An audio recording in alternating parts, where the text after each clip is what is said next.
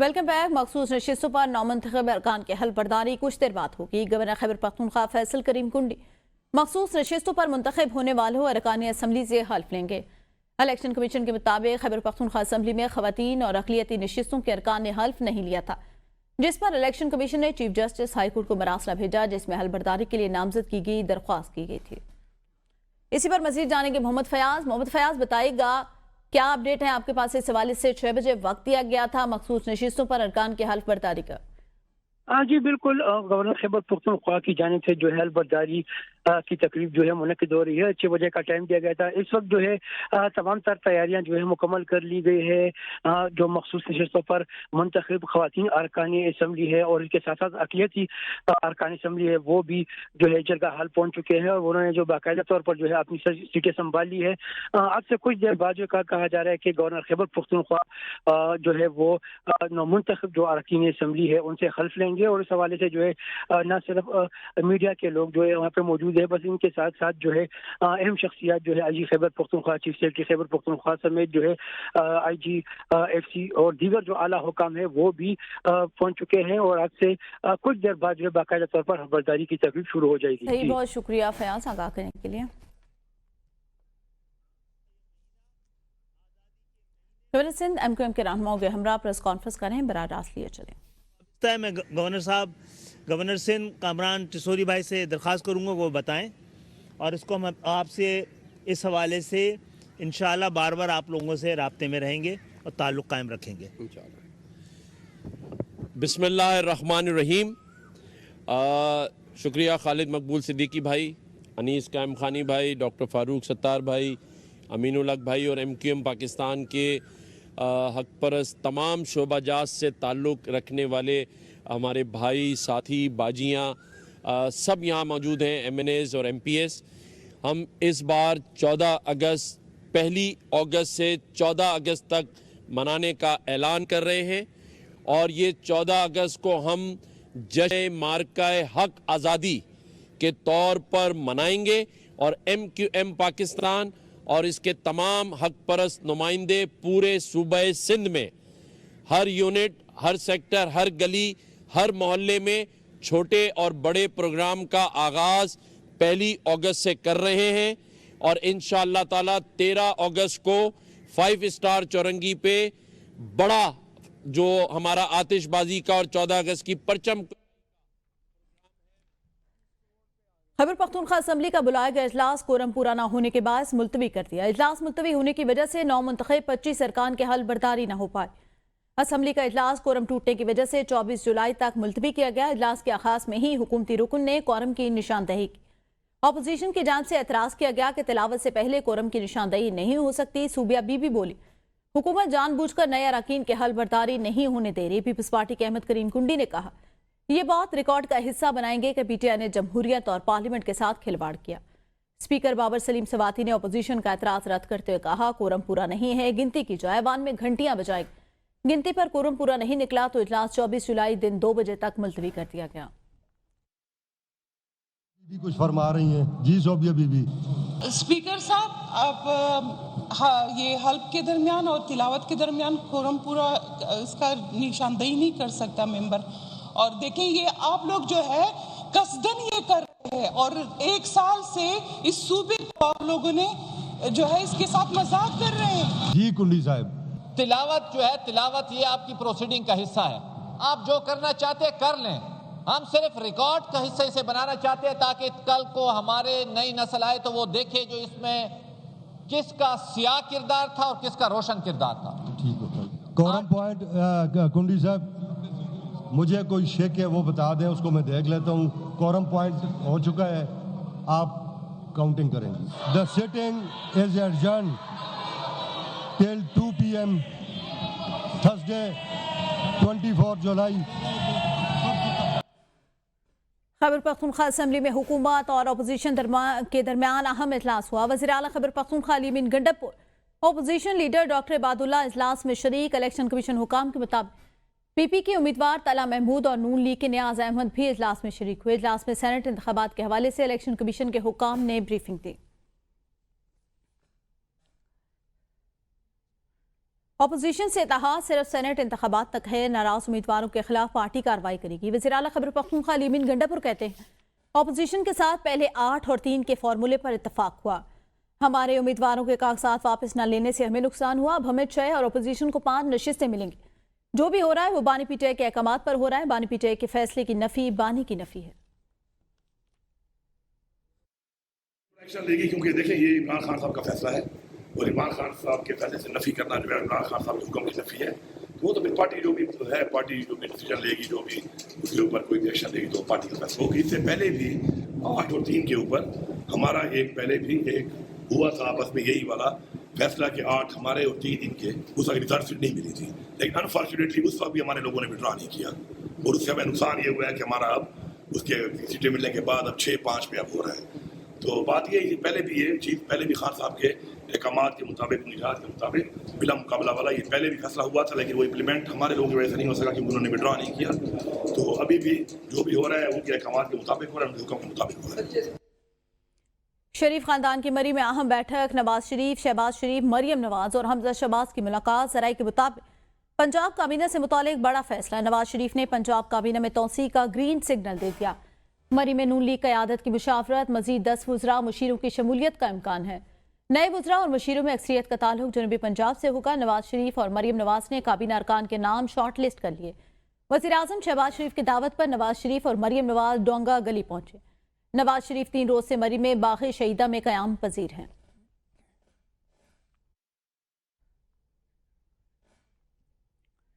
Opposition leader Khyber Pakhtunkhwa assembly doctor Ibadullah कहते हैं PTI की नाबालिग लीडरशिप ने जमहूरी और खैबर पख्तूनख्वा की रिवायात का पास नहीं रखा। नापुख्तगी का सबूत देते हुए ख़वातीन अरकान को हल बर्दारी के हक से महरूम किया गया। पीटीआई खुद तो तमाशा बनी, सूबे का भी तमाशा बनाया। डॉक्टर इबाद ने मजीद कहा पीटीआई में हर बंदा अपने लिए पार्टी है। बैरिस्टर गौहर चेयरमैन होकर फैसलों से लाइम रहते हैं। गैर आनी मकासद के लिए रात 12 बजे भी इजलास तलब कर लिया जाता है, लेकिन आनी मकासद के लिए आइन से खिलवाड़ कर दिया गया। जो ये गैर आईनी काम के लिए रात 12 बजे भी सेशन कॉल करते हैं, जो आईनी काम है इनको वैसे टार्चर करना, ये का की डेमोक्रेसी है, का कल्चर है। जिस तरह ये तबाइस ने और गवर्नेंस में और चीज़ों में किए, तो ये असम्बली के साथ भी वही खिलवाड़ कर रहे हैं। अजीब पार्टी है कि एक बंदा एक स्टेटमेंट दे रहा है, दूसरा बंदा दूसरा न। ये अपने इसके चेयरमैन कौन है? अभी कौन है चेयरमैन? बैरिस्टर गौहर है, वो क्या कह रहा है? कौन है सेक्रेटरी जनरल पीटीआई का, वो क्या कह रहा है? कौन है इसके चीफ मिनिस्टर, वो क्या कह रहा है? Chief justice Peshawar high court से गुजारिश करता हूँ कि जो आईन ने उसको इख्तियार दी है अंडर आर्टिकल 255 उसको एक्सरसाइज करके और इनके लिए किसी को नॉमिनेट करके गुजारिश मैं करता हूँ इनकी तरफ से कि आज ये मसला हल हो। मुशीर इत्तलात बैरिस्टर सैफ कहते हैं कि मखसूस नशिस्तों पर अपोजिशन जमातों का हल पार्लिमानी सियासत का सख्त तरीन तसव्वुर होगा। बाप 26वीं आनी तरमीम का सहारा लेकर पार्लिमानी सियासत के सीने में छुरा घोंपा गया। अवाम ने जिन जमातों को पीटीआई के मुकाबले में मुस्तरद किया, उन्हीं में पीटीआई की मखसूस नशिस्तें बांटी गई। बैरिस्टर सैफ ने कहा मखसूस नशिस्तें अपोजिशन को देना अवामी राय की तौहीन है। मखसूस नशिस्तों पर कब्जा जमाना पार्लिमानी सियासत की साख पर कारी ज़रब है, जिसके जिम्मेदार बेज़मीर सियासतदान। अगर अपोजिशन में इखलाकी जुर्रत होती तो मखसूस नशिस्तों से इनकार कर देती। मुस्लिम लीग नून के रहनुमा सेनेटर इरफान सिद्दीकी का सोशल मीडिया प्लेटफॉर्म एक्स पर बयान। कहा पीटीआई का आईनी तकाज़ों और जमहूरी रिवायात से कोई ताल्लुक नहीं। अपोजिशन जमातों से कैसी मुफाहमत के उनके अरकान को हल्फ उठाने से रोका जा रहा है। यही गैर आईनी रवैया बानी पीटीआई ने अदम एतमाद से बचने के लिए अपनाया। कासिम सूरी आरिफ अलवी के जरिए गैर आईनी इकदाम किए। ना अदम एतमाद रोका जा सका, ना अपोजिशन अरकान के हल्फ को रोका जा सकता है। पीटीआई सिर्फ सड़कों, चौराहों और पुरतशद्दुद एहतजाज के लिए बनी। ये जमात जमहूरी ऐवानों के मिजाज से मुताबिकत नहीं रखती। आपको बताएं गवर्नर खैबर पख्तूनख्वा ने 25 जो है वो अरकान से हल्फ ले लिया है। गवर्नर हाउस पेशावर में मखसूस नशिस्त पर मुंतखब अरकान की तकरीब हल्फ बर्दारी। गवर्नर खैबर पख्तूनख्वा ने 25 नौ मुंतखब अरकान से इस वक्त हल्फ ले लिया है। आपको बताएं इससे पहले खैबर पख्तूनख्वा असम्बली का इजलास हुआ और हुकूमत की जानिब से कोरम पूरा ना होने की निशानदही की गई, जिस पर इजलास को 24 जुलाई तक के लिए मुलतवी कर दिया गया। फिर जो है 9 मुंतखब जो अरकान हैं उनकी जानिब से राब्ता किया गया। पेशावर हाई कोर्ट से और पेशावर हाई कोर्ट के अहकाम पर गवर्नर खैबर पख्तूनख्वा को ये अहकाम जारी किए गए कि नौ मुंतखब 25 अरकान से हल्फ लें। तकरीब हल्फ बर्दारी 6 बजे का वक्त दिया गया था। कुछ ताखीर से ये तकरीब शुरू हुई। अभी इस वक्त आपको बता चले, गवर्नर खैबर पख्तूनख्वा फैसल करीम कुंडी ने 25 नौ मुंतखब अरकान से हल्फ उठा लिया है।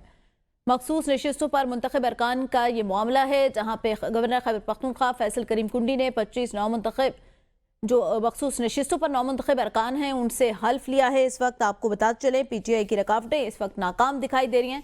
पाकिस्तान तहरीक इंसाफ की जानिब से रुकावटें डाली गई। असम्बली इजलास में कोरम पूरा न होने की निशानदही की गई ताकि इस हल्फ बर्दारी की तकरीब को मौखर किया जा सके। आपको बताएं, इस वक्त दस्तखत की जो है वो बाकायदा तौर पर दस्तखत किए जा रहे हैं। नौ मुंतखब अरकान की जानिब से हल्फ उठा लिया गया है। गवर्नर खैबर पख्तूनख्वा फैसल करीम कुंडी ने 25 नौ मुंतखब अरकान से हल्फ लिया है और अभी इस वक्त दस्तखत की तकरीब जारी है। दस्तखत किए जा रहे हैं नौ मुंतखब अरकान की जानिब से।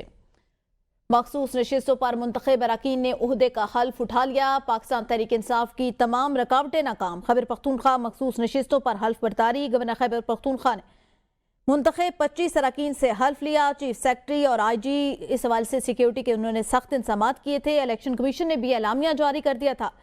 पेशावर हाईकोर्ट ने गवर्नर को हल्फ के लिए नामजद किया था। मोहम्मद फयाज मजीद बताएंगे। फयाज बताएगा, मखसूस नशिस्तों के हवाले से पाकिस्तान तहरीक इंसाफ की रुकावटें नाकाम और इस वक्त हल्फ उठा लिया गया है 25 नौ मुंतखब अरकान की जानिब से। जी बिल्कुल, ये आज जो है खैबर पख्तूनख्वा असेंबली का इजलास भी इसी हवाले से बुलाया गया था। ताहम हुकूमत की जानिब से जो है मखसूस नशिस्तों पर जो है अरकान असेंबली से हल्फ नहीं लिया गया, जिसके नतीजे में अपोजिशन की जानिब से बाकायदा तौर पर जो है इलेक्शन कमीशन से रब्ता किया गया और इलेक्शन कमीशन ने जो है बाकायदा खत लेकर गवर्नर खैबर पख्तूनख्वा को हल्फ लेने की जो हिदायत की। इसके पेश नज़र जो है हल्फ ले लिया गया है। 25 मखसूस नशिस्तों पर जो है वो अरकान असेंबली ने हल्फ लिया है, जो जिनमें 21 जो है वो खवातीन अरकान असेंबली शामिल है, जबकि 4 जो है अक़लियती मेंबरान शामिल है। हल्फ जो है वो गवर्नर खैबर पख्तूनख्वा फैसल करीम कुंडी ने लिया। इस मौके पर न सिर्फ चीफ सेक्रेटरी खैबर पख्तूनख्वा बल्कि IG खैबर पख्तूनख्वा और दीगर जो आला सियासी शख्सियात थे वो भी मौजूद थे। अपोजिशन लीडर डॉक्टर इबादुल्ला भी जो है वो भी इस मौके पर मौजूद थे, जबकि IG खैबर पख्तूनख्वा और चीफ सेक्रेटरी भी जो हल्फ में शरीक हुए। जी सही। अच्छा मोहम्मद फयाज, 25 नौ मुंतखब अरकान हैं मखसूस नशिस्तों पर, बताएगा कौन सी जमात के पास कितनी नशिस्तें आई हैं? इस तनाज़ुर में देखा जाए तो इस वक्त जो है मखसूस नशिस्तें जो है वो JUI को जो है 8 मिली है। इसी तरह मुस्लिम लीग नून को जो है 7 मिली है, जबकि इनके साथ साथ पाकिस्तान पीपल्स पार्टी को जो है 4 नशिस्तें मिली है और इसके साथ NP और पाकिस्तान तहरीक इंसाफ पार्लियामेंटेरियन को जो है वो 2 नशिस्तें जो है वो मिली है। मजमूई तौर पर 25 अरकान असेंबली ने हल्फ लिया, जिनमें 21 खवातीन और 4 जो है मखसूस अक़लियती नशिस्तें शामिल थी। जी सही। अच्छा फयाज, इससे पहले जो खैबर पख्तूनख्वा असेंबली है उसका इजलास भी बुलाया गया था, कोरम पूरा ना होने की निशानदेही पर मौखर कर दिया गया। इस हवाले से अपोजिशन का कहना था कि जो है वो पाकिस्तान तहरीक इंसाफ रुकावटें डाली हैं, जो कि अब नाकाम दिखाई दी हैं। बहुत शुक्रिया फयाज आगाह करने के लिए।